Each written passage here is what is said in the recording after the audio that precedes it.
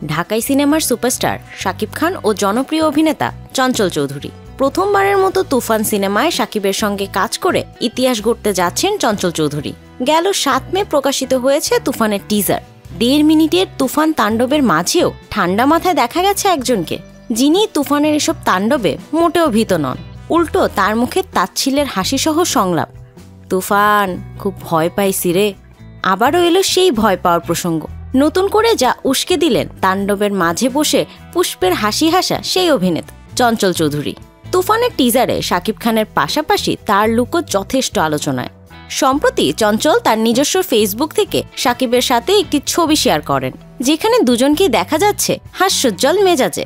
ক্যাপশনে চঞ্চল লিখেছেন, ভয় নাই, সঙ্গে আরও লিখেছেন, প্রচণ্ড গরমেও আমরা মাথা ঠান্ডা রাখি।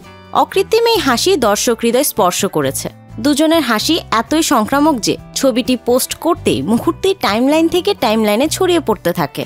কেউ বলেছেন, আপনারাই পারবেন বাংলাদেশের সিনেমাকে বাঁচাতে। আবার কেউ বলেন, আপনারা ঠান্ডা তো জগৎ ঠান্ডা। আবার কারোর কথায় সারপ্রাইজিং ঝড়। দুজনের সামনে বিগ রিলিজ। আগামীতে চঞ্চল চৌধুরীকে দেখা যাবে পদাতিক সিনেমায় নির্মাতা মৃণাল সেনের ভূমিকায়। অন্যদিকে শাকিবের তুফান টিজারও ঝড় তুলেছে। তাই তো বাংলাদেশের দর্শকরা অপেক্ষায় দিন গুনছেন এই সিনেমা রিলিজের।